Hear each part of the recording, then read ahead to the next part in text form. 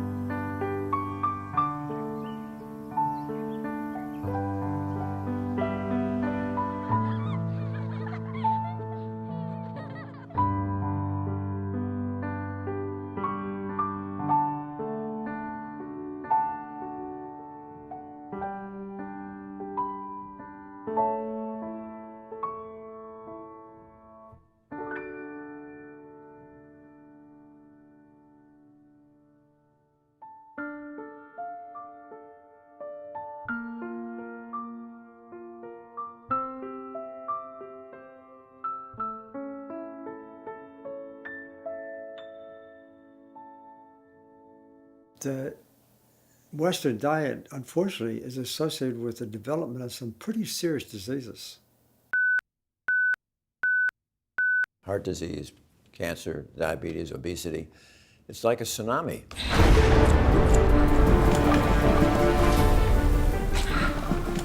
Cardiovascular diseases are the #1 cause of death. Around the globe, more than 17 million people die of a heart attack or stroke per year.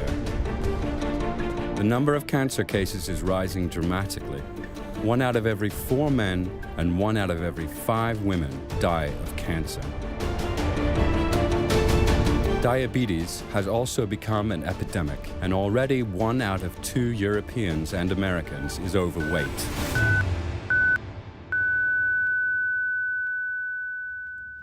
The interesting thing is that all experts would agree that the cause of this tsunami really is our lifestyle.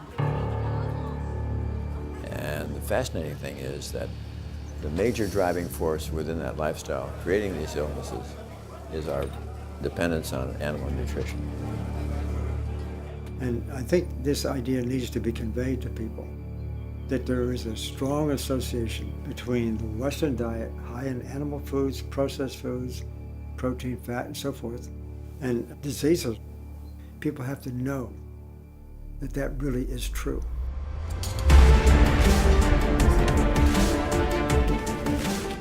Never before have we been so well informed about nutrition. In theory. In practice, in everyday life, we succumb to mindless cravings. We devour instant meals, gobble cafeteria fare, and stuff our faces with fast food. And practically always contained in these products, meat. Früher war Fleisch das reiche Leute essen. Und der Normalbürger hat es nicht gekriegt. Später hat er es dann einmal die Woche gehabt, Sonntagsbraten. Und jetzt können wir uns das leisten, alle wie die Könige und die Fürsten zu leben. Finanziell können wir es uns leisten, gesundheitlich können wir es uns nicht leisten. Despite all warnings, we are eating more and more meat.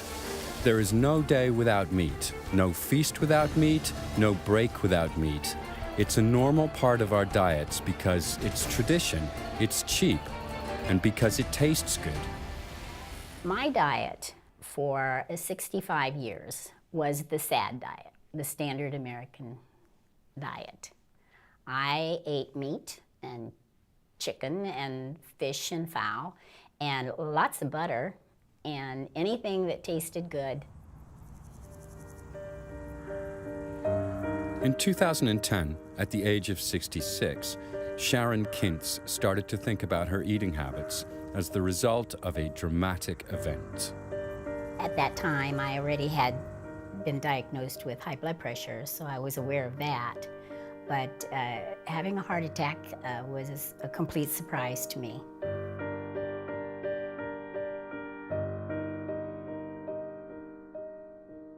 The only symptoms that I had leading up to that was heaviness in my arms, pain in my jaw, and I would be tired, more tired than usual. This health nightmare put Sharon Kintz in the intensive care unit.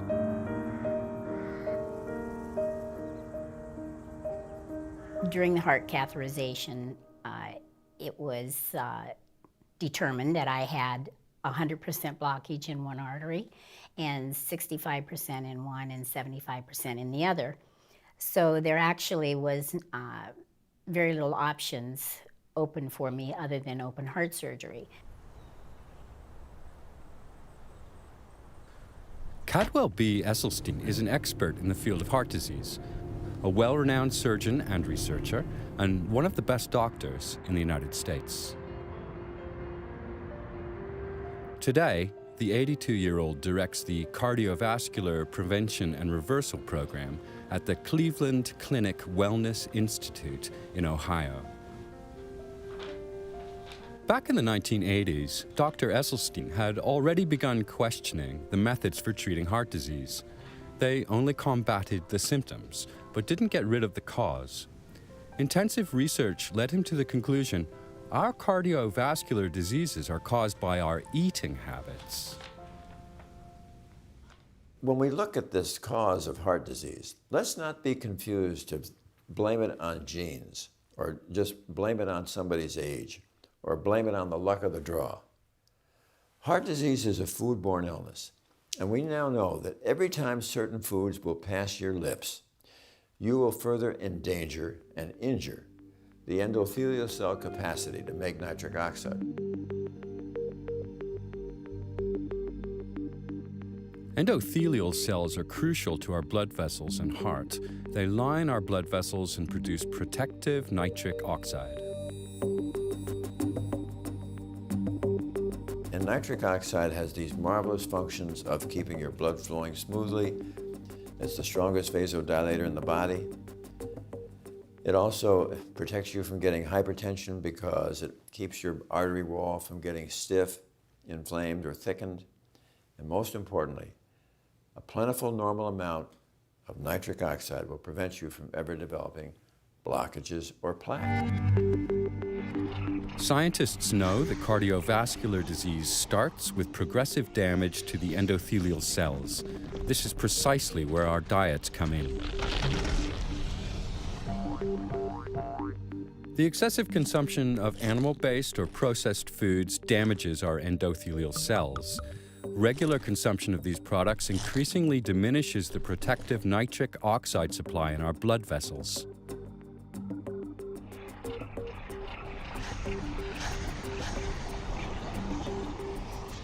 This leads to inflammation and a hardening and narrowing of the blood vessels. These can have life-threatening consequences, like heart attack or stroke, or cause arteriosclerosis.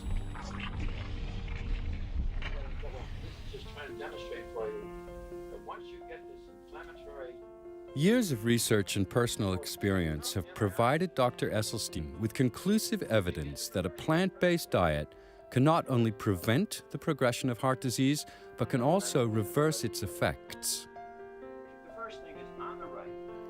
Esselstyn has successfully treated hundreds of patients with his program. It consists of a low-fat, purely plant-based diet. When you're willing to take the time and have the patients understand the science behind this, and they really realize that they have caused this disease by the foods that they've eaten, they suddenly realize that you are empowering them as this locus of control to halt their disease. They don't have to depend upon a cardiologist or an operation or a drug that may have significant side effects. They are being empowered to do this themselves.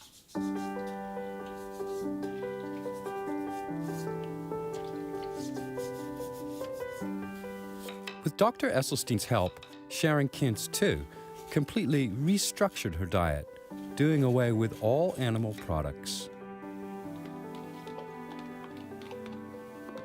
She turned down the heart surgery recommended to her by her doctors. Sharon Kintz decided to use food as medicine.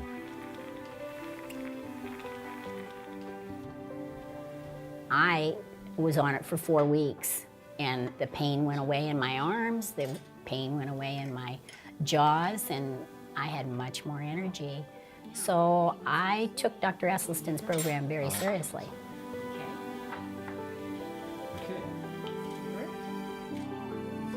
When Sharon Kintz was first diagnosed, she could hardly walk anymore. And nearly 2 years after her treatment with Dr. Esselstyn, she is physically fit again. And she has fulfilled one of her dreams. In 2012, at the age of 68, she successfully took part in a half marathon for the first time in her life. I know people are cramped for time, but you're talking about your health. If you want to live a long, healthy life and be able to contribute something, then you have to take care of your body. In order to do that, you have to, in my opinion, eat plant-based.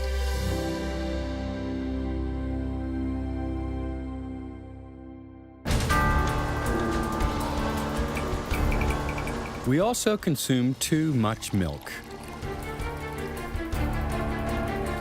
And the availability of dairy products continues to grow. But do these products actually agree with us? After all, nearly 75% of the world's population and 20% of Europeans are lactose intolerant. In other words, unable to properly digest dairy products.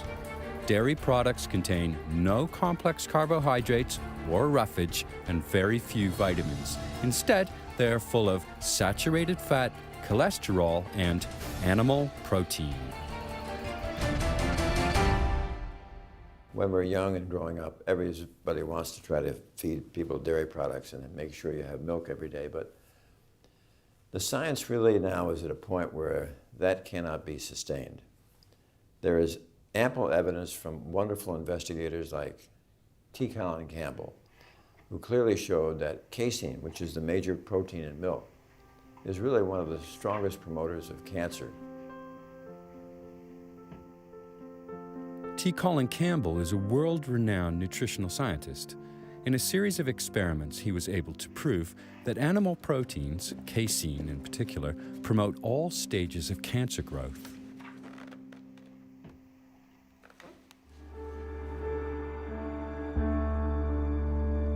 In experiments, rats were given carcinogenic substances. Afterwards, half were fed a 5% casein-enriched diet, and the other half 20%. 20% roughly corresponds to the amount consumed in Western diets.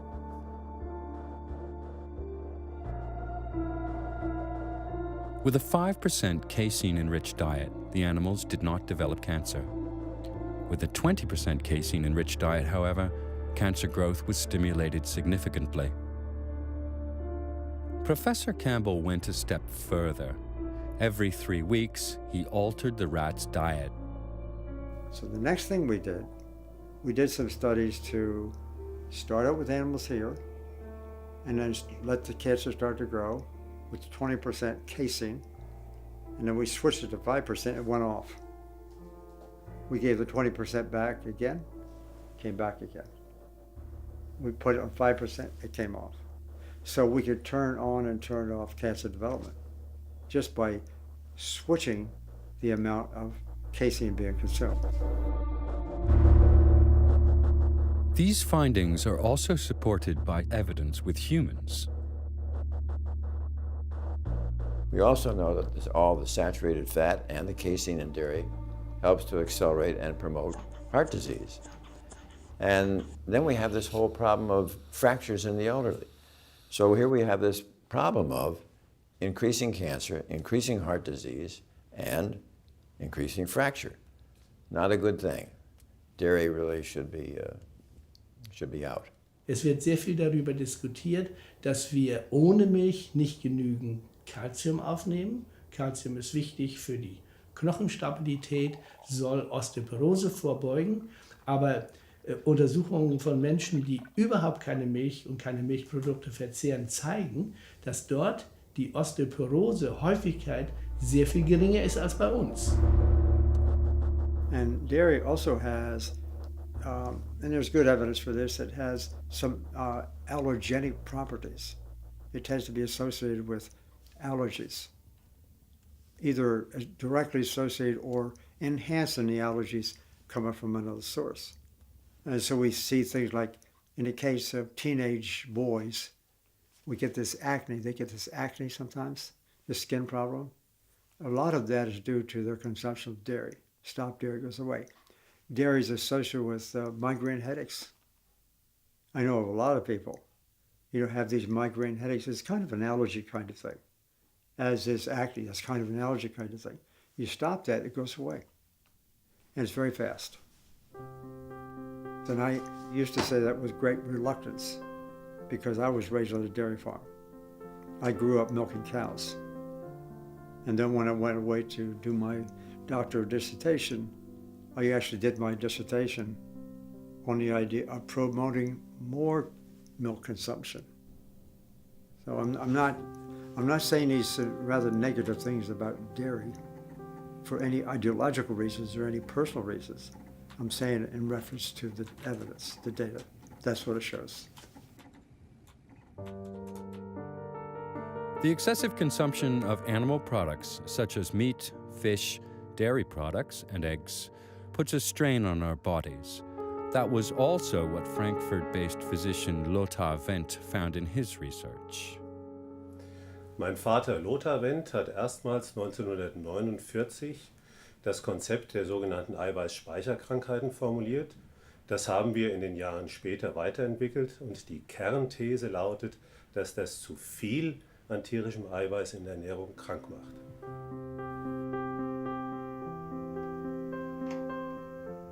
T. Colin Campbell arrived at the same conclusion.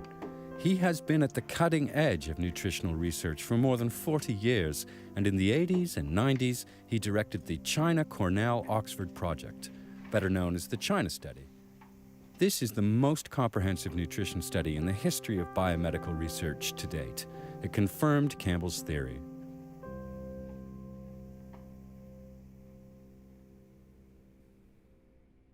We tend to want to consume protein, which means we want to consume meat, because that supposedly makes us strong. It makes us healthy. That's been an old story for a long time. But in reality, as we put more and more protein or meat into our diet, we see these diseases start to appear. The China Study, as well as numerous other studies, demonstrate one thing above all. The higher the consumption of animal products, the greater the frequency of heart disease, cancer, diabetes, and countless other chronic diseases. Even small amounts of animal products can have a negative effect on our health.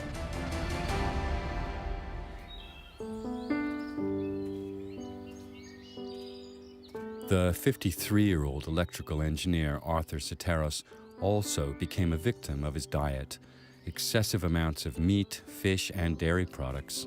The consequences caught up with him. My first health issues started about 20-some years ago. About 20 years ago when I was about 30, 32 years of age. I was diagnosed with type 2 diabetes. About 10 years later, propagated into heart disease. My first encounter with heart disease was at age 42. What I exhibited was just heartburn, turned out to be a blockage. I went to the emergency room and found out it was a blockage, and then it required an intervention and stent. That was my first encounter. A stent is an implant designed to hold a vessel open.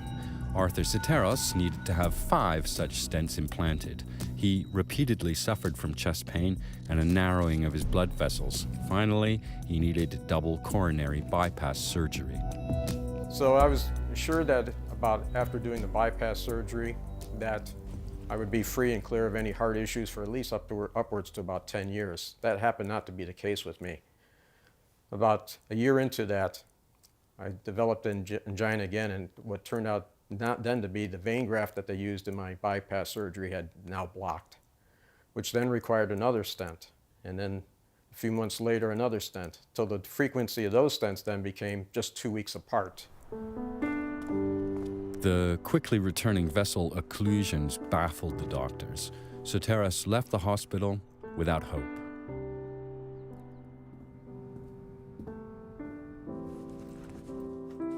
I wept and I cried like a baby because I wasn't ready to die. And I cried out to God for some options. I think God saved my life. I think it was God's mercy and grace that actually gave me options and set my path straight and pointed me in the direction of plant-based.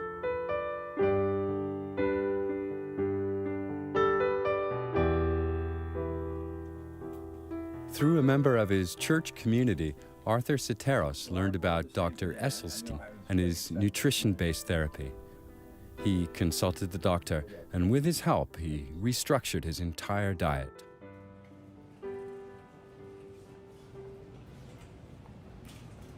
Within about 30 to 40 days from that point, the angina that I was experiencing again and the facial numbness that I experienced during my heart disease, it was gone. And it was then by following this diet of going plant-based, within about 5 months from that point on, when I was doing a follow-up with my cardiologist and family physician who has been monitoring my diabetes, said that my diabetes was gone. And then I followed up at that same time in October of 2010 with my optometrist. The prescription glasses that I was wearing, they looked at them and said, why was I wearing these things? That all I needed was just reading glasses. So then with the reversal of my diabetes, my eyesight got better. Arthur Soteris' heart condition has disappeared. His blood test results are normal, and he's been able to markedly reduce his medication. He also lost 20 kilograms of excess body weight. I feel better now at age 53 than I did at age 30.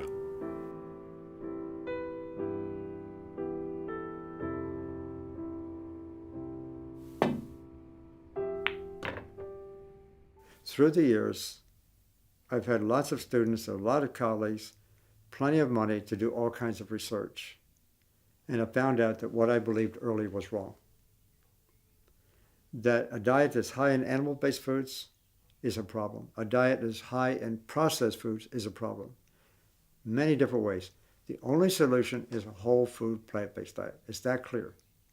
And when people use that, they not only prevent future disease, they actually are able to cure existing disease in people who have a disease.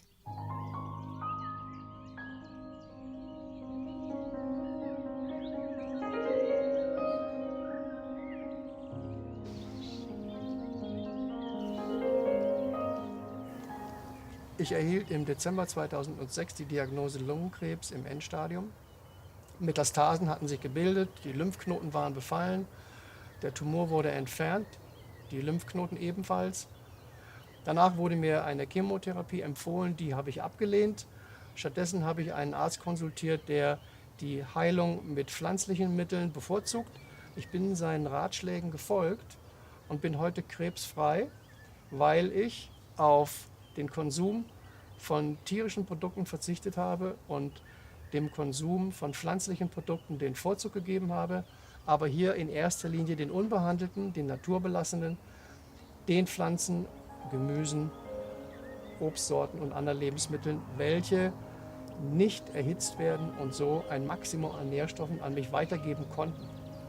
Das ist der Grund, meiner Meinung nach, warum ich heute frei von Krebs bin.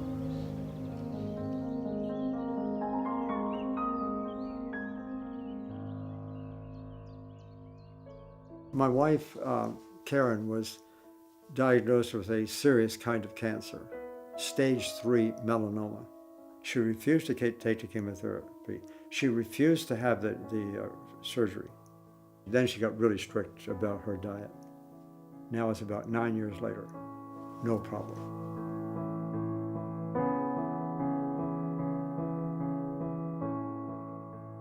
Die pflanzlichen Lebensmittel sind deshalb vorteilhaft, weil sie bestimmte Substanzen enthalten, die wir in tierischen Lebensmitteln überhaupt nicht finden. Zum Beispiel Ballaststoffe oder auch sekundäre Pflanzenstoffe. Wie der Name schon sagt, werden diese Substanzen von den Pflanzen synthetisiert. Und man weiß heute, dass gerade die sekundären Pflanzenstoffe einen erheblichen günstigen Einfluss auf unsere Gesundheit haben. Plant-based foods give us sufficient protein and healthy fats. They are rich in complex carbohydrates and antioxidants, as well as certain vitamins, trace elements, and enzymes. Plant-based foods contain what humans need for a healthy diet. Das Problem ist generell, dass eben auch mit gesundheitsschädlichen Produkten wie Fleisch, Milch und Eiern eben sehr viel Geld verdient wird. Und dass diese Firmen und Konzerne natürlich Profit erwirtschaften wollen, ist klar. Und die wollen auch so viel Produkte wie nur möglich verkaufen. Auf der anderen Seite gibt es keine Interessensgruppe, die Wert darauf legt, die Leute gesund zu erhalten. Wer hat ein finanzielles Interesse daran, dass die Leute gesund bleiben? Keiner. Die Medizinindustrie, die verdient daran, dass sie die Leute therapieren können. Nur an kranken Leuten kann die Medizinindustrie Geld verdienen. Auch die Pharmaindustrie verdient nur an kranken Menschen. We have a big industry that obviously supports the livestock industry and the egg industry and the dairy industry. It's just a huge industry. And unfortunately, they have infiltrated the academic community. They've also infiltrated the government. And I know both because I'm in academia, that's been my entire life. I see what they do. Maybe they bring some money to have some research done. Also in the policy area, I spent about 20 years in national policy development. I was on expert panels for the government. And so we were doing things. And we have committees. And unfortunately, the industry is so powerful that they, in many cases, are controlling who's going to be on the committees. They have too much money for the politicians. Das ist zwar alles legal, aber fair gegenüber dem Verbraucher ist es nicht.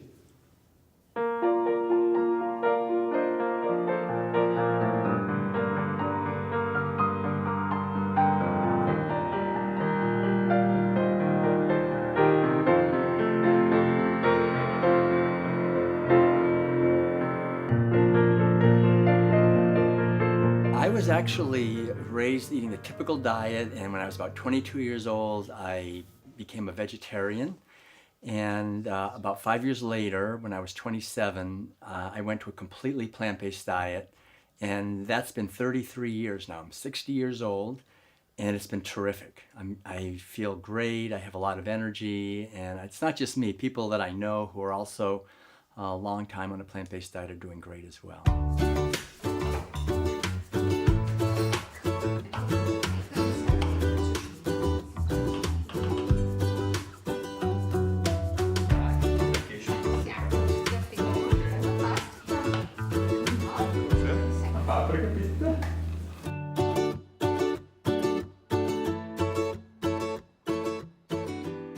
The seismic revolution in health is just not ever going to occur from inventing another pill or a drug.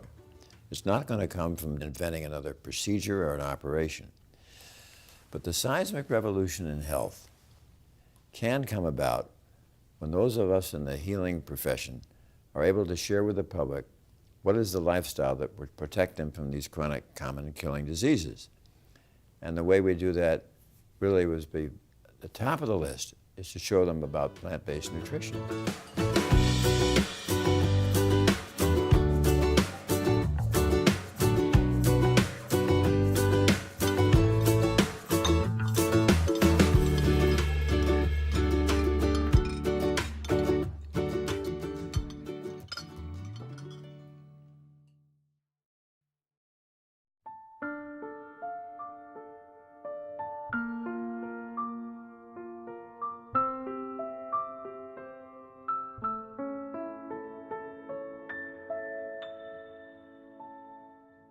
Immer mehr Menschen fressen immer mehr Tiere, weil immer mehr Menschen sich Fleisch leisten können.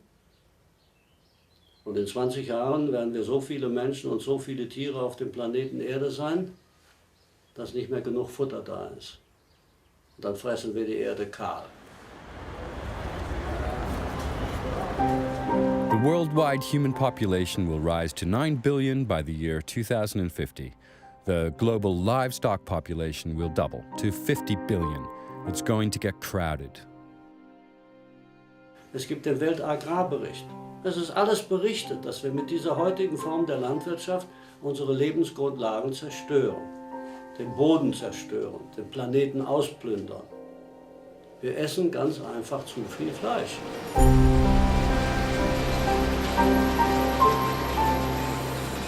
The growing consumption of meat accelerates climate change and species extinction.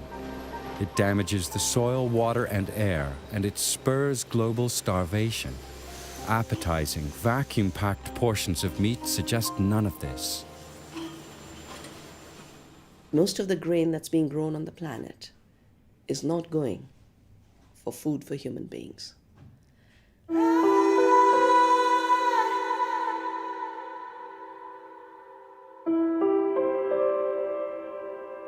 We're growing plenty of food to feed everyone.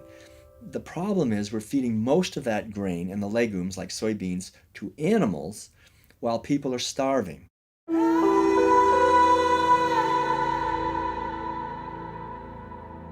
Worldwide, 1.8 billion people are starving. Every 6 seconds, a child dies of malnutrition.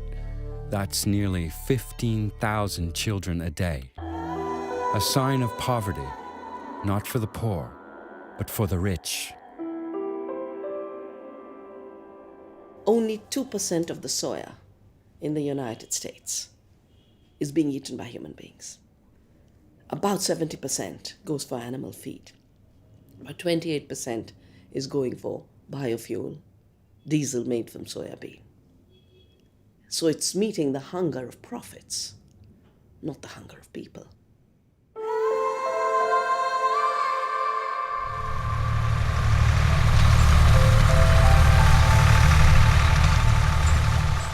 Corn, about 10% of the corn in the world is being eaten by humans.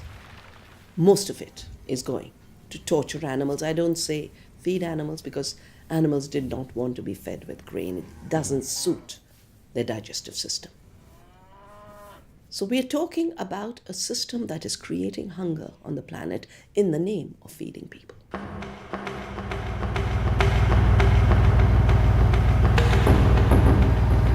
Currently, 1 out of every 3 seeds of grain harvested in the world is used as animal feed.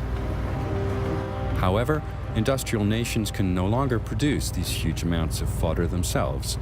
Thus, Europe already imports 3/4 of its animal feed, including 35 million tons of soybeans alone, mainly from South America.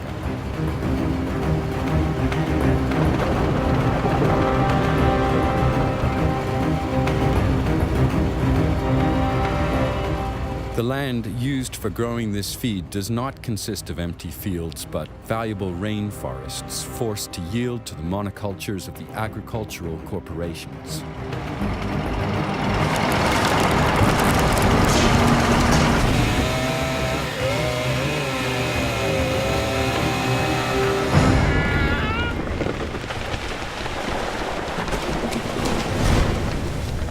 One of the really shocking things about this desire of more and more people to eat more and more meat and to eat it more and more cheaply is the awful effect that it's having on the environment. So whole forest cleared to graze livestock or to grow grain to feed livestock, and it's having a shocking effect on the environment.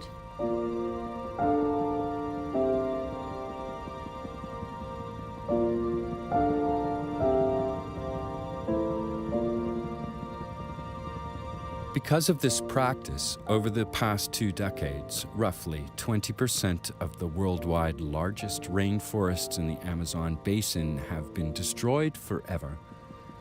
Globally, deforestation irreversibly destroys an area the size of a soccer field every 2 seconds.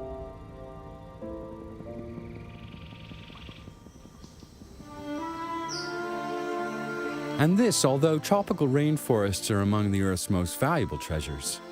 Nowhere else is there such a rich diversity of species. Moreover, these forests stabilize the world's climate as enormous reservoirs of carbon dioxide. That makes them more valuable than meat.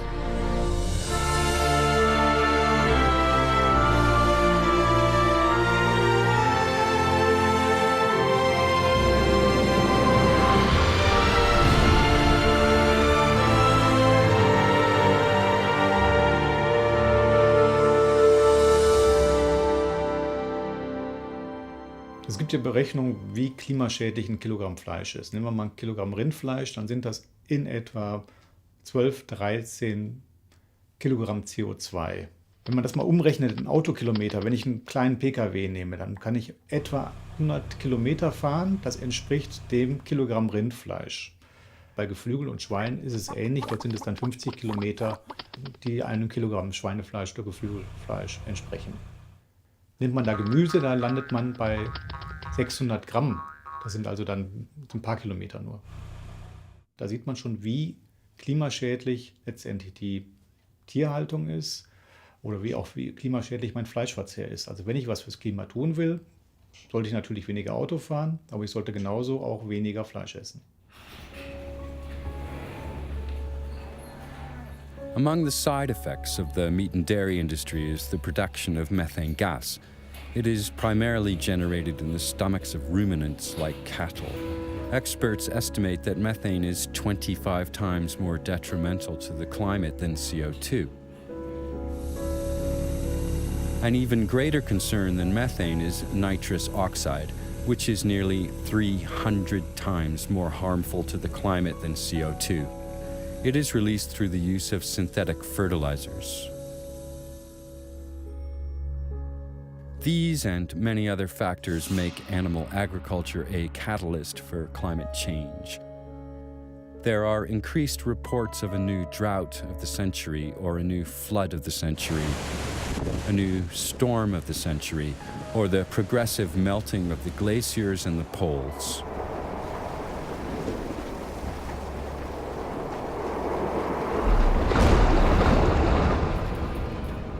Intensive animal farming doesn't just stink to high heaven, the excrement produced is also polluting our soil.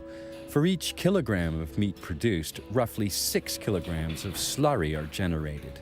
Among other things, slurry releases ammonia, which poisons the surrounding air and causes long-term damage to the soil.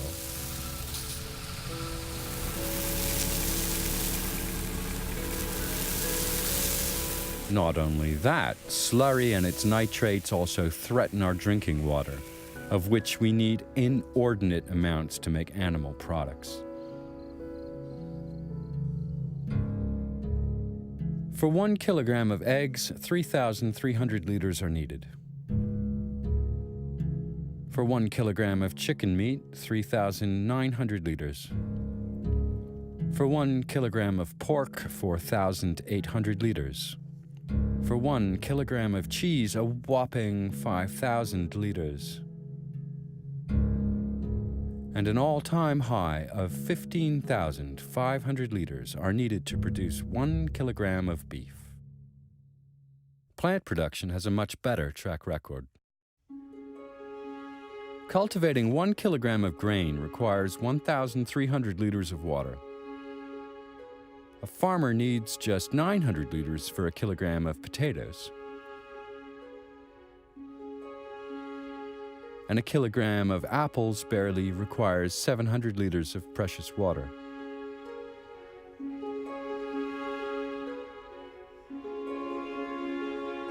This entire meat industry has today become a scandal on the planet. It should not exist in the form in which it exists. To force everyone into destroying the Earth's resources is a crime against the Earth. And it's a crime against our bodies, because our bodies weren't designed for this kind of diet.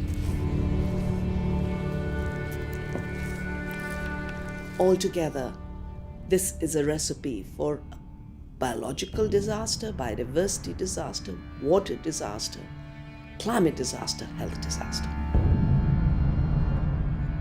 Diese Form der Landwirtschaft, wie wir sie heute uns eingerichtet haben, eigentlich erst in den letzten 50 Jahren, die ist in dieser Form nicht haltbar. Das kann nicht gut gehen. Jeder, der den Kopf hat zum Nachdenken und der Augen hat zu lesen und Ohren hat zu hören, der weiß das. Und da muss man sich wundern, warum ändert sich nichts? We were made to believe that meat-based diets are superior to plant-based diets, a lie that has been exposed by medical experts again and again and again. So what do we need to do? We need to bring diversity back into our farms. We need to bring harmony back into our farms. We have to celebrate diversity. We have to work with farmers. We have to know our farmers.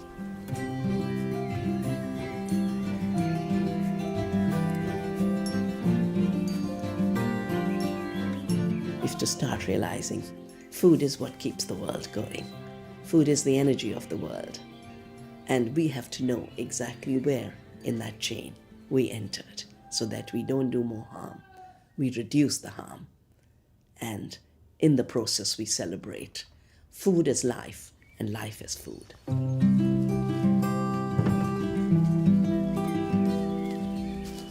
Through its way of life, the Langerhorst family in Upper Austria exemplifies the practice of farming without monocultures and intensive animal husbandry. It's been running a vegan organic farm with mixed cultivation and permaculture for more than 40 years.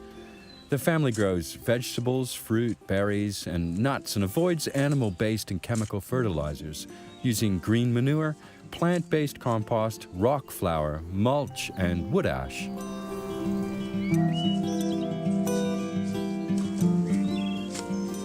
Die pflanzliche Landwirtschaft hat uns gezeigt, dass wir auch von einem kleinen Hof anstatt von einem großen Hof leben können. Wir bewirtschaften nur 3,5 Hektar und davon leben wir im Vollerwerb und sind wirklich sehr dankbar, dass dies möglich und auch praktikabel ist.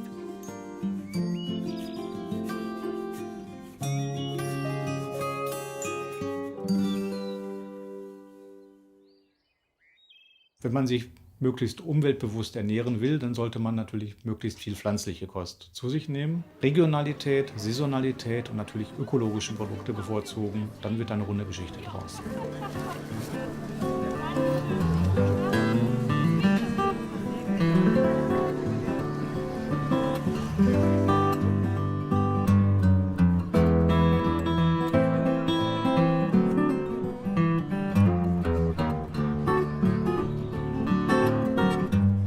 Nature shows us how to solve our problems, our personal problems and the ones that involve the whole world.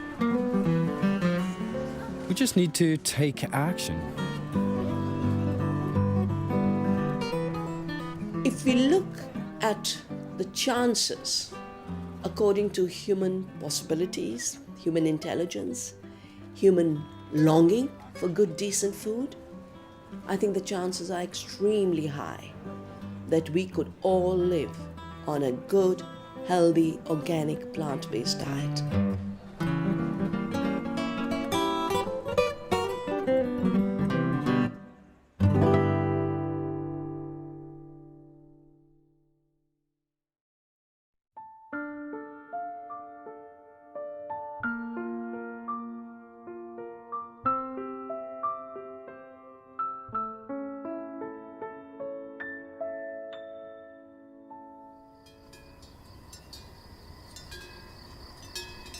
We love the notion of romantic rural life.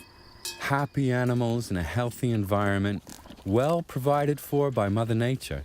It's really quite tempting to get this meat on your plate. But let's face reality.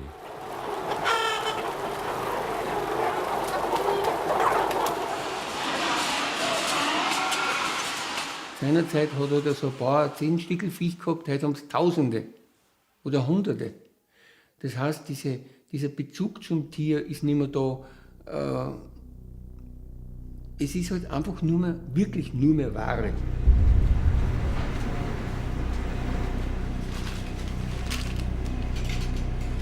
Meat is less expensive today than ever before.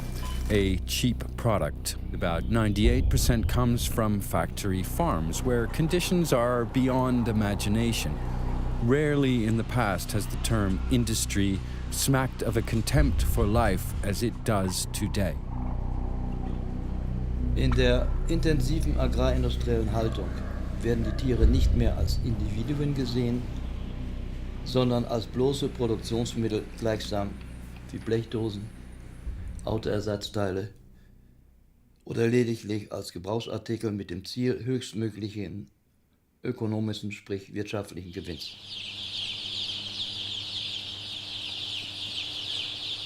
Chickens are by nature social, curious, and intelligent animals. But in the merciless factory farm, their lives are reduced to short and joyless agony.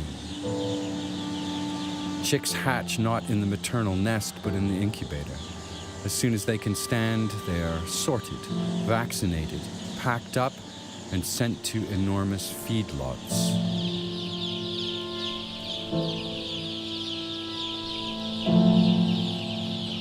In these animal prisons, they reach slaughtering weight in record time, never seeing daylight and under extremely crowded conditions.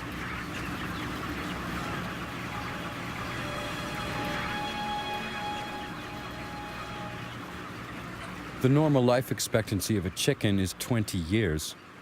Broilers only live up to 42 days.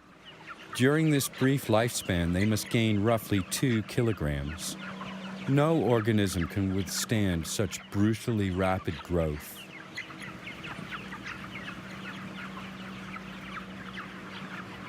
Die Tiere nehmen so schnell an Gewicht zu, dass also die Entwicklung des Skeletts gar nicht mitkommen kann und liegen dann also sowohl die Masthühner wie auch die Mastputen am Ende der Mast fast nur noch auf ihrer eigenen Brust, weil die Gliedmaßen das zunehmende Gewicht nicht mehr halten können.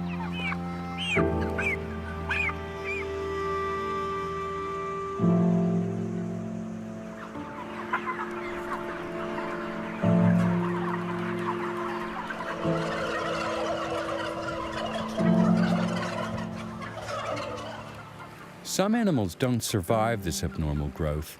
They can't drag themselves to the feed and water troughs. Others die of breeding-induced cardiovascular diseases. They succumb to stress or fall victim to cannibalism.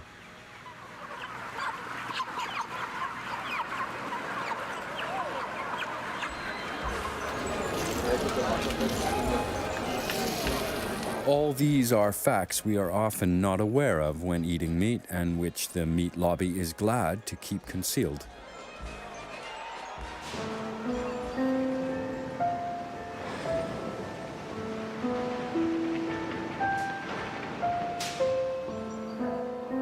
This is a mother sow. This highly intelligent and extremely sensitive animal spends most of its life in crates, in cages hardly any larger than themselves. Instead of straw, they lie on bare concrete. Sie sind bewegungsmäßig derartig eingeschränkt in sogenannten Käfigen, dass sie nur 20, 30 Zentimeter vor und 30, 40 Zentimeter zurück sich bewegen können, sich zwar hinlegen können, aber ansonsten sich nicht drehen können. Die Sauen in der modernen Schweinehaltung sind die ärmsten Schweine im wahrsten Sinne des Wortes.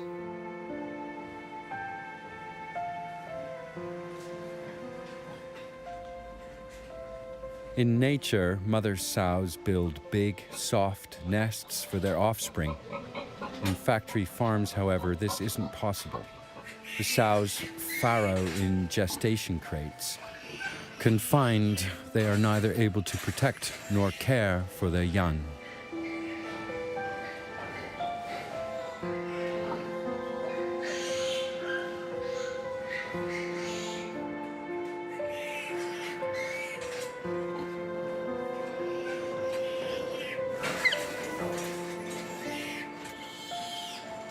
Not long after birth, the piglets' tails are docked as a precaution against cannibalism.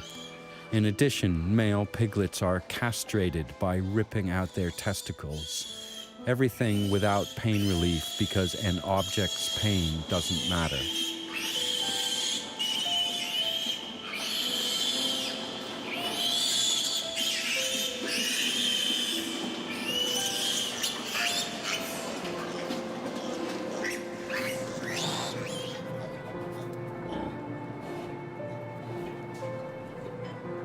Many animals are born weak, handicapped, or sick.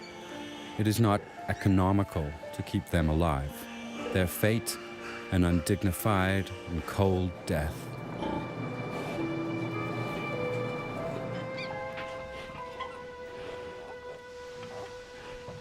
In the agonizing lack of space, the immobilized mother sows sometimes crush their own offspring.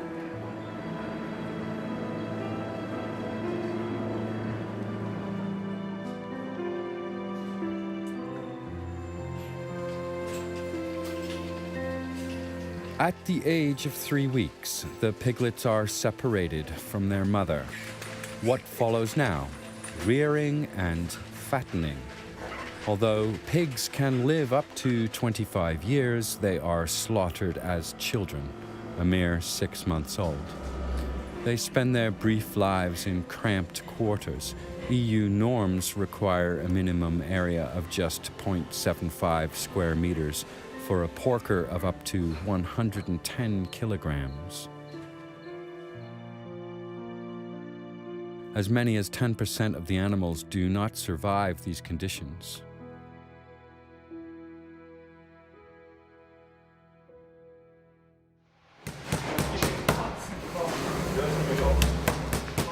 In spite of this, only a few people are willing to do without a pork chop or a schnitzel.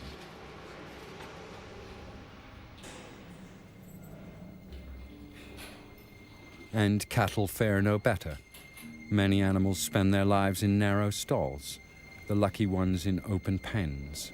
Many, however, vegetate in tether stalls.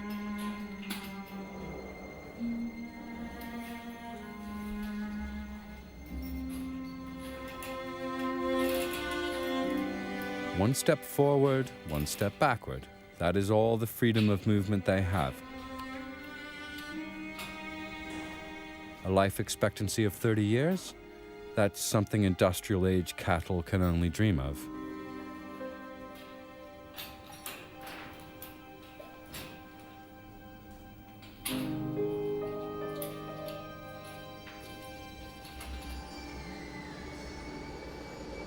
Heutzutage gibt es also riesen Herden.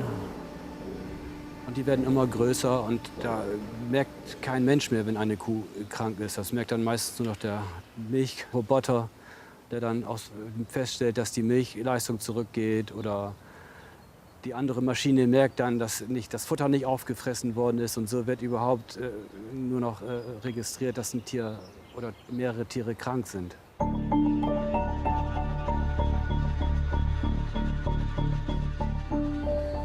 Infections are one of the biggest problems in factory farms. The crowded conditions promote the rapid spread of bacteria. Overbreeding, a lack of hygiene, and ignoring natural needs put a huge burden on the health of the animals. The only antidote the industrial meat producer knows is the massive administering of drugs.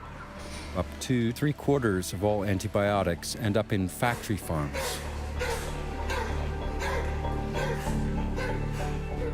Das System der Tierhaltung ist so krank, dass es diese Antibiotika inzwischen benötigt. Würde man diese Antibiotika wegnehmen, würden die Tiere tatsächlich massenhaft krank und sterben.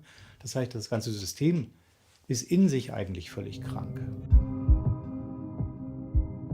The routine and improper use of antibiotics in factory farms presents a big health risk, not just for the animals.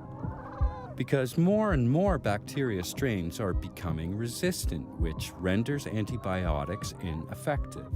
If these antibody-resistant bacteria infect humans, we get sick too. But often medication no longer works. Globally, more than 700,000 people die from infections because the bacteria they have consumed has become resistant to antibiotics.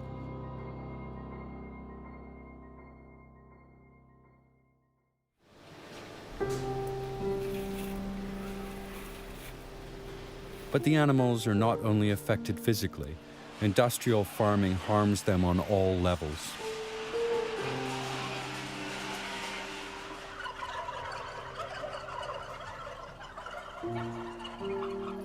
Seit Bestehen der Menschheit hat es kein derartiges Maß an Tierquälerei gegeben wie in unserer Zeit. Das gilt sowohl für die Quantität wie auch für die Intensität.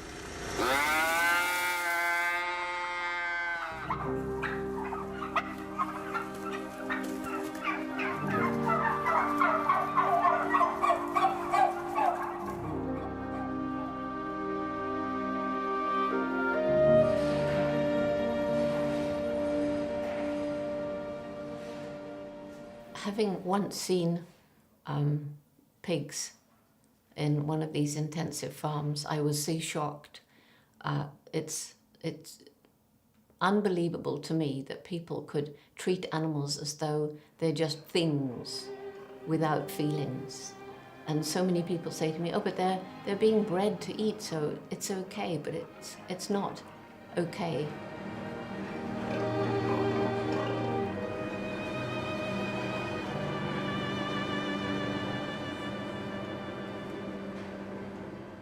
There's a lot of animal abuse in research, in education, in circuses and rodeos and zoos, but factory farming is the worst. If you summed up all the pain that we cause animals, the pain and suffering from industrial food preparation is far greater than all of the pain in any other venue combined. So it's really the worst. It brings out the worst in human beings, and it makes animals suffer greatly. They not only suffer their own pain, but they also feel the pain of other animals at these horrible factory farms.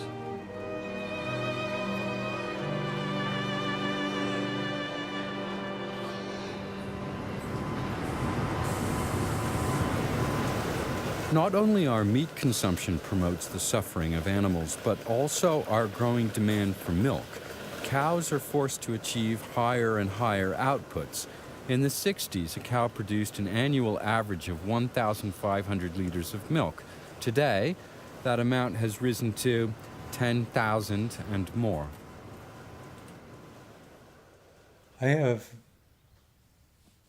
quite a few vegetarian friends who consume dairy products, and they believe this false idea that dairy products are a benign animal product, that there's no harm connected to milk, because they figure, well, once a cow starts giving milk, she just gives milk. And they don't realize that cows can't give adequate amount of milk for production unless they're pregnant. And cows have the same gestation period as humans, 9 months. They're pregnant 9 months, give birth. Within 24 hours, maximum 72 hours, you take the calf away from the cow because you need the milk for production.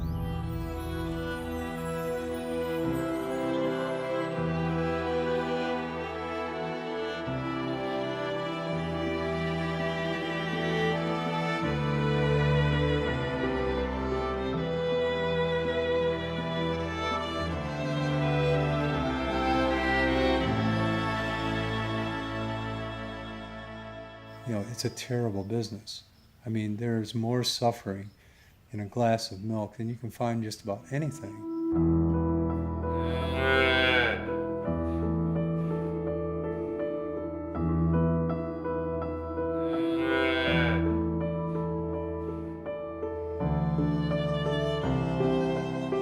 The calves will, bawl and bawl and bawl.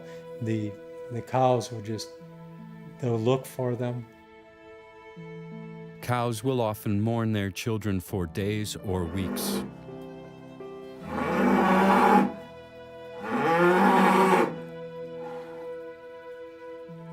They do miss their calves. The calves miss their mothers.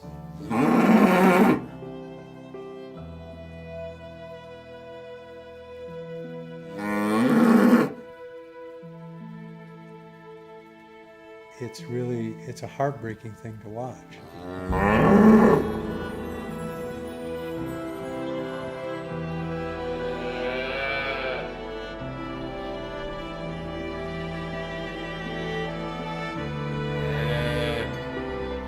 In factory farms, calves are being born constantly, but they serve no useful purpose and are soon put to different use. Let's say a cow is alive for 4 years. She'll have 4 calves. Just genetic roulette. 2 are going to be male, 2 are going to be female. The 2 males have no use to the dairy industry. They're going to go to auction within a day to 2 or 3 days after birth. You only need 1 female to replace the mom. So 3 out of 4 calves go to slaughter right after they're born.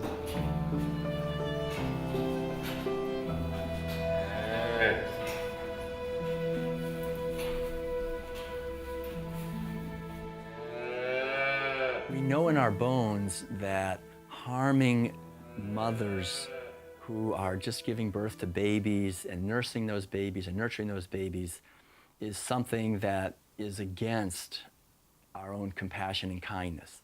And so when we're eating animal foods, eating dairy products, that's exactly what we're doing. We're paying people to impregnate animals, steal their babies, steal their milk, and then kill them.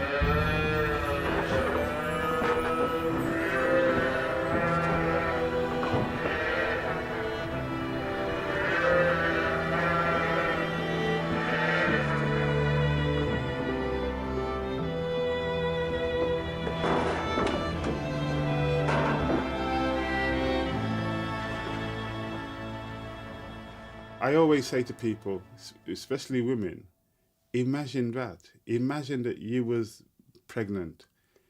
You got your breast ready to give milk and somebody took your baby away and then, another animal came and took your milk.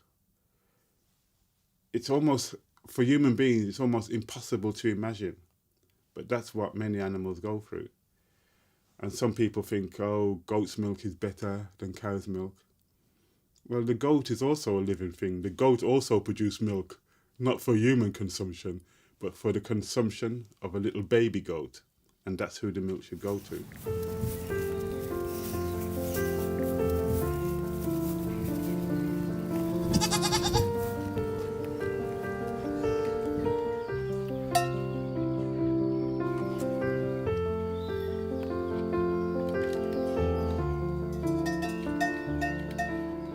People wonder whether animals, including farm animals, have emotional lives, and the science tells us that they do. If people read and understand what Charles Darwin had to say about evolution, he said that the differences among species are shades of gray, not black and white. So if we have something, then they have it too, they being other animals. So the science tells us that many animals, including farm animals, have very rich and deep emotional lives.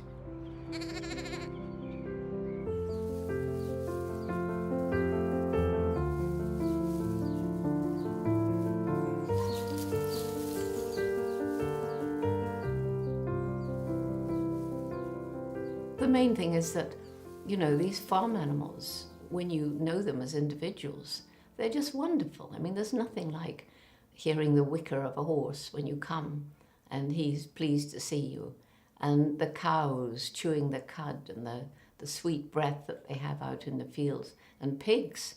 Well, pigs are as intelligent as dogs and more intelligent than most. And when I was a little girl, I used to want to have a little troop of pigs and train them and go to a circus. Well, now I know circuses are bad, but when I was a little girl, pigs are amazing, just incredible.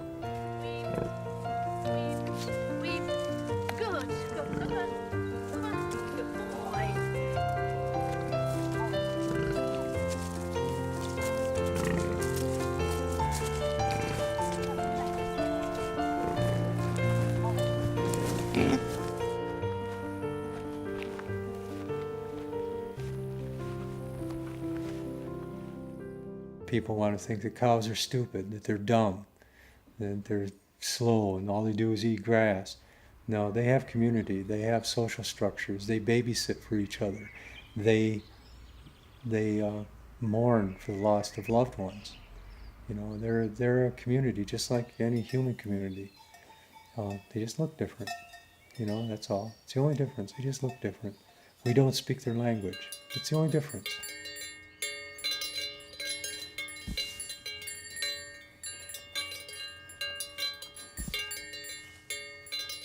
We know, for example, that chickens display empathy. They feel the pain of other chickens. We know that cows and pigs are very smart. They miss one another. They love to be around friends.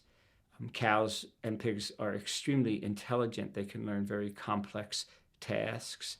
So I like to say that the animals who we eat are very smart and they're very emotional. They're not what we eat. So if there's an animal on the plate or at the end of a fork, it's who's for dinner, not what's for dinner. Because when we use the word who, we're referring to an animal who has a very strong inner life and subjective life.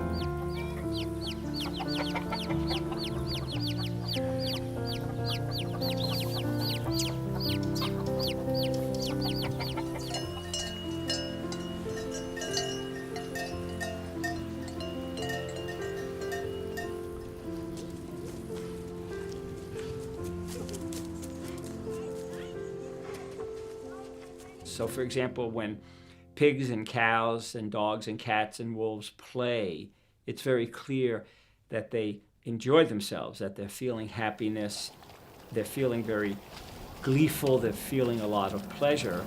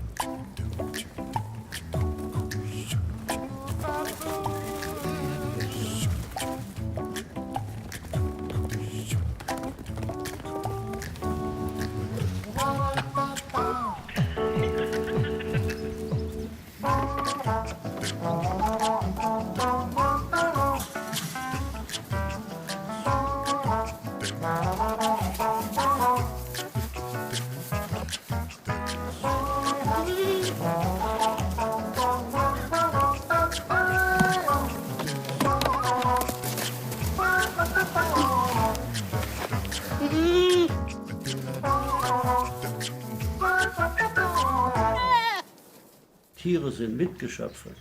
Tiere sind Lebewesen, die Gefühle haben, die es einem zeigen können, wenn es ihnen gut geht.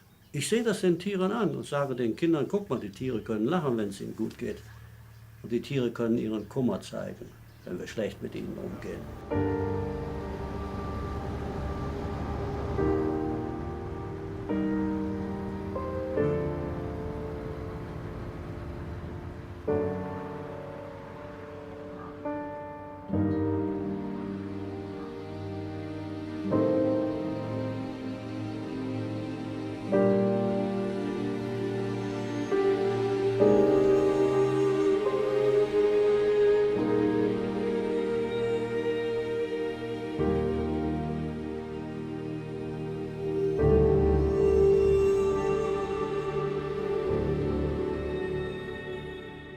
kein Tier geht freiwillig auf dem LKW. Ist in meiner ganzen Zeit, wo ich Fleisch habe, war nicht einmal passiert. Das heißt, wir haben das Viech immer mit Gewalt aus dem Stall, mit Gewalt auf dem LKW. Dann hat man das zum Schlechter geführt oder in die Metzgerei. Und Sie müssen sich vorstellen, das sind LKWs, da sind heute sind bis 100 Stück oben, auf absolut engstem Raum. Eine Stresssituation, Angstsituation, das erkennt man, entweder dass die Tiere fangen zum Zittern an oder die Augen, die sind so verängstigt einfach. Viehtreiber, Elektroschockgeräte, Knüppel, Schweine werden an den Ohren weggezogen,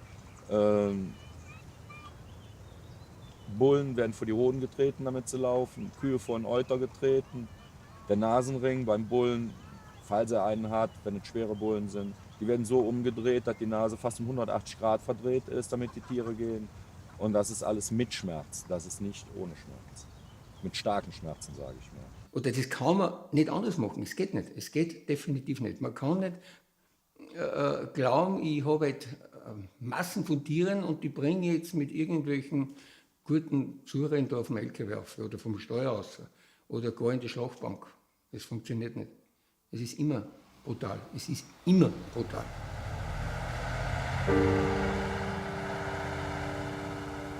Everyone is aware that animals have to die if we want to eat meat, but very few want to know what actually takes place in a slaughterhouse.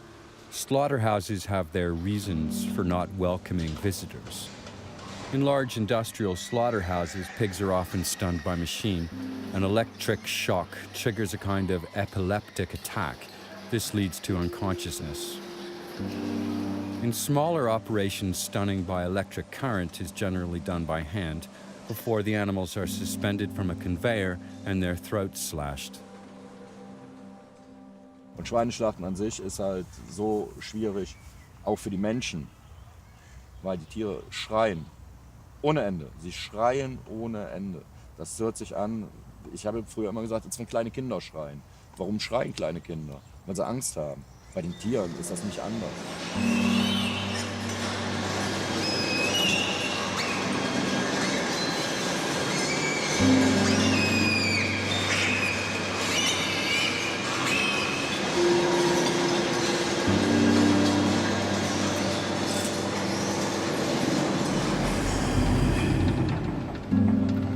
In large meat factories, gas chambers are standard practice. The pigs are herded into a gondola and lowered into a chamber where they are gassed with a mixture of carbon dioxide and air, leaving them unconscious.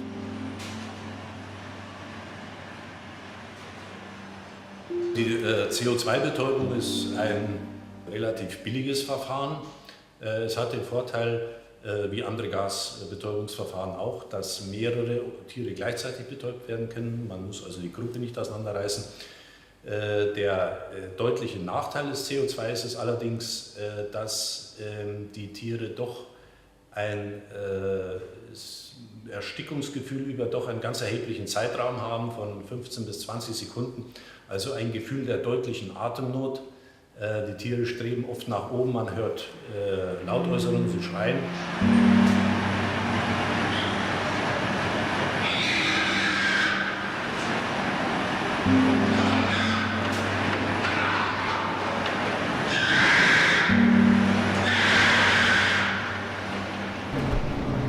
Once they have been stunned, the pigs' throats must be quickly and properly slashed. Otherwise, the animals wake up and land in the cauldron of boiling water, fully conscious. This is no uncommon occurrence, since the whole process takes place so quickly. Zur Problematik der Schlachtgeschwindigkeit muss man sicher noch anmerken, dass bei einem Tempo von beispielsweise 750 Schweinen in der Stunde der Mensch, der die Schweine absticht, also der sogenannte Stecher, ziemlich genau 5 Sekunden Zeit hat, dieses Messer in den Hals der Tiere einzustechen.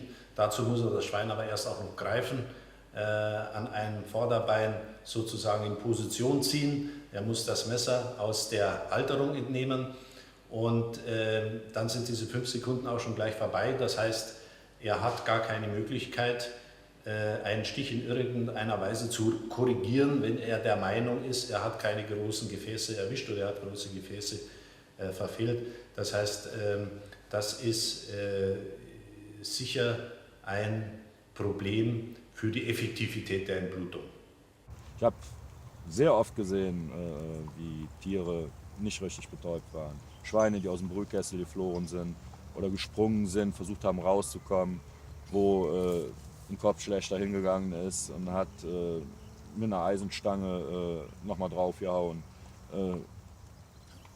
Das ist eigentlich Standard, das ist völlig normal.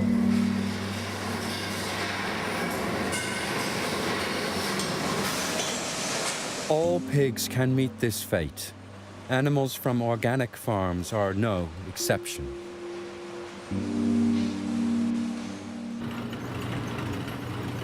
Once it is cut into pieces, the animal has finally endured all the agony the industry has to offer.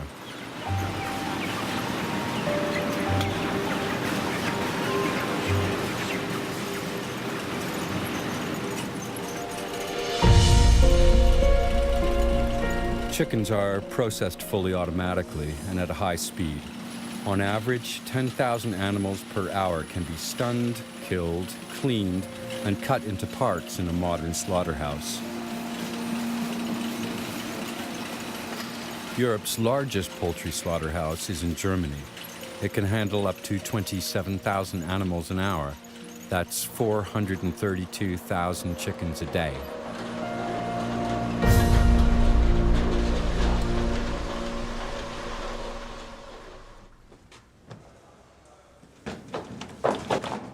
The slaughter of cattle starts with a captive bolt stunner, which has been standard procedure for decades. The animals are driven along a chute into a narrow box. Not every animal goes to its death willingly.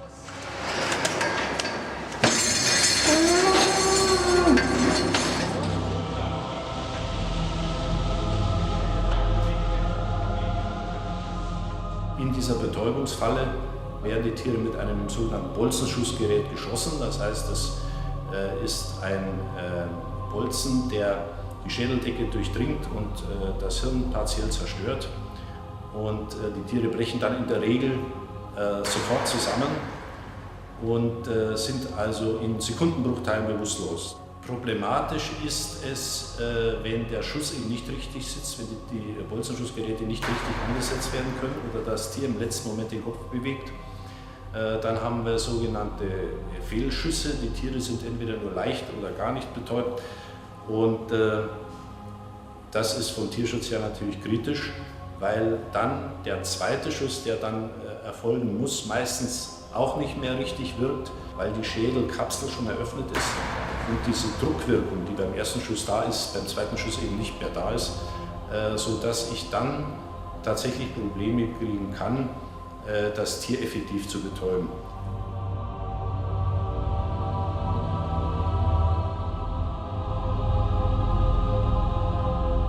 Warum muss man denn die Menschheit, den Konsumenten vom Schlachten wegsperren? Und es so richtig wäre. Warum denn? Bei keiner Käseproduktion muss er wegschauen. Bei jedem Bäcker gibt es halt Schaubäckereien. Aber eine Schauschlechterei gibt es im ganzen Land nicht. Also da hatten wahrscheinlich alle Zuschauer reihenweise umfallen. Weil es so brutal ist. Weil es einfach Gewalt ist.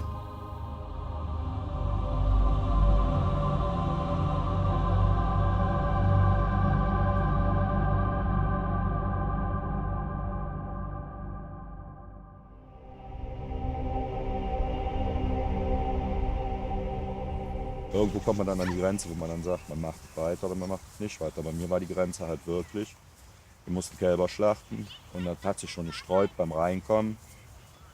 Und ja, da sollte ich halt schießen, als es drin war. Dann rollte dem eine Träne aus dem Auge und dann habe ich den Schussapparat in der Luft abgeschossen. Habe gesagt, das war's. Bin an meinem Chef vorbei, Ölstoff, den Schussapparat in die Hand gedrückt und habe gesagt, das war's jetzt. Soll meine Papiere nach Hause schicken. Ich war nichts anderes als der Auftragskiller, oder der Söldner für alle die Fleisch essen, war ich der Söldner. Das heißt, ich habe Geld kassiert, für das bringe ich die um, bringe ich Viech um. Und wie mir das bewusst worden ist, habe ich aufgehört.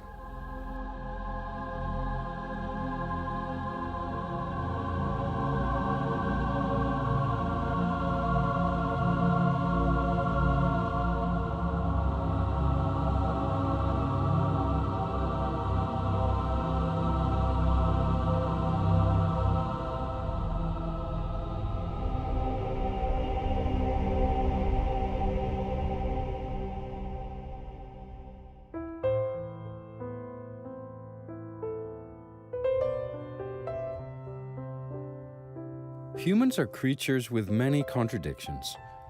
What is especially paradoxical is our relationship to animals.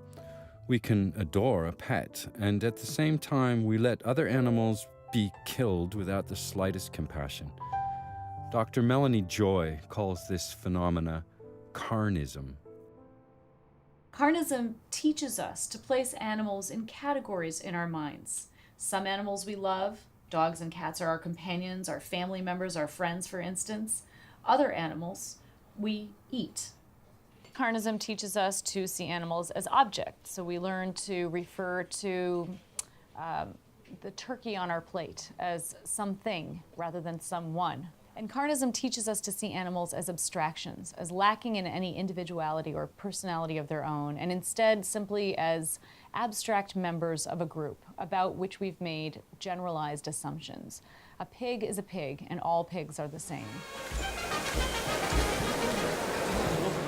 Carnism, says Dr. Joy, is a belief system intended to prevent us from recognizing the violence and cruelty of the system behind eating animals. We suppress and deny. We ignore our head and our heart when it comes to animals that we classify as edible. Choosing one animal to eat and one animal to be a pet is just, some people call it speciesism. It's just it's a kind of racism. It's a kind of favoritism. And it's a kind of just following a particular culture. Now, what we have to do is we have to build a culture and traditions based upon compassion.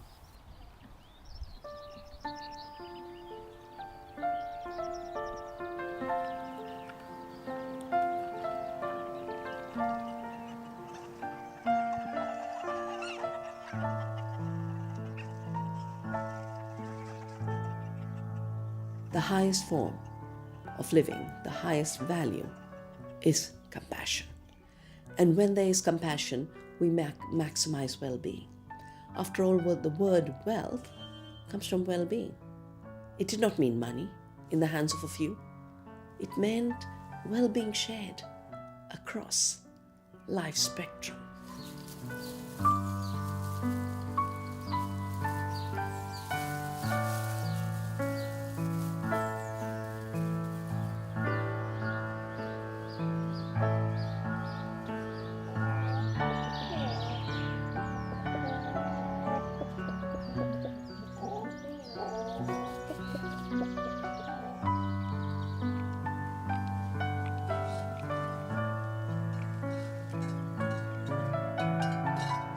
I think once we admit that we humans are not the only beings with personalities, minds and feelings, once we realize that we are part of the animal kingdom, then it becomes quite as important how we treat animals, all animals, as how we treat each other.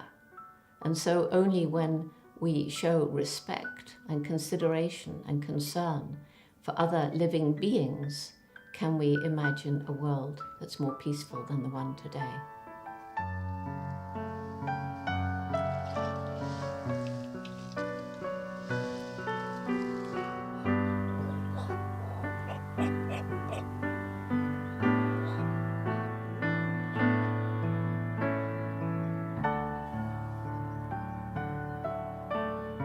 We are at a threshold where across the world people are seeking the liberation of life from this stranglehold of objectification, the view that the earth is dead matter and our beings are just objects.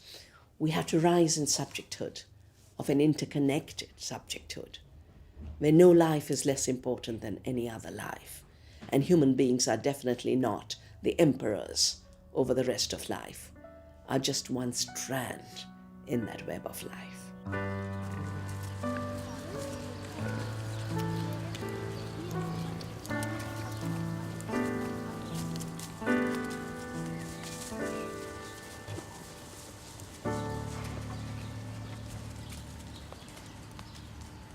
I think the reason that so many people don't change their behavior is because they feel, what's the use? I'm just one person, so what I do actually can't make any difference. And nor would it make any difference if it was just one.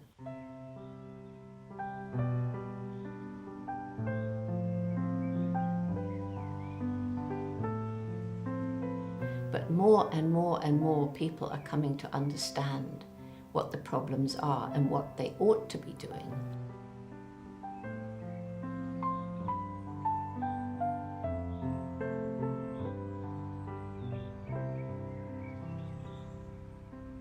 Never ever think that one person can make a difference.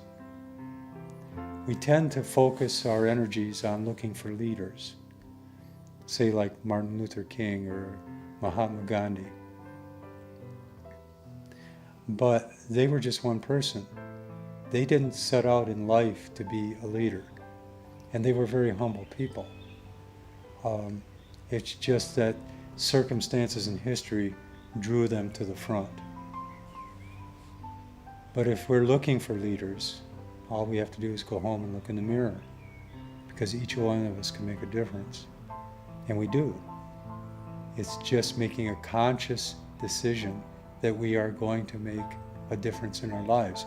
We're not on this planet for a long time, so we need to do what we can in the time we've got to make a difference.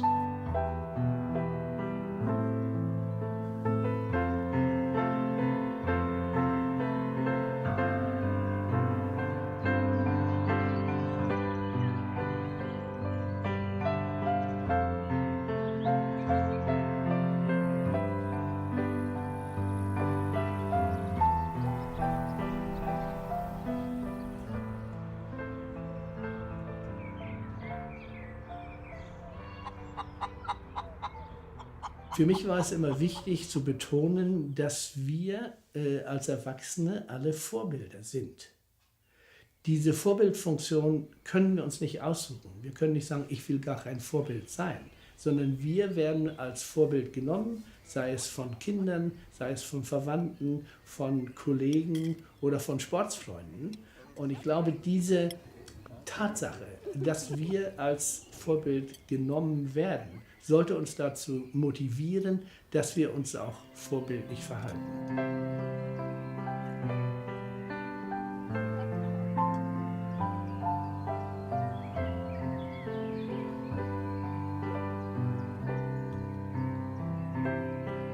Every one of us can make a difference.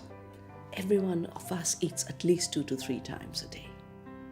And every act of conscious eating, of knowing what the consequences of your eating are, knowing what you're eating, is an act of changing the world.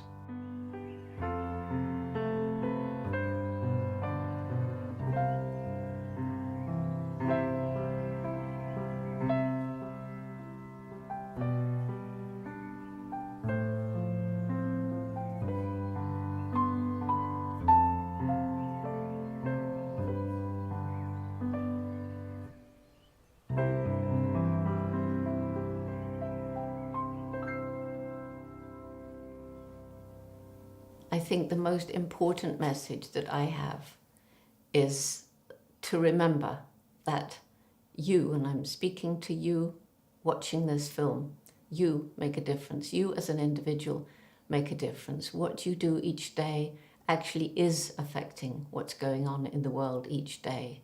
So your life matters, you matter, and use your life wisely.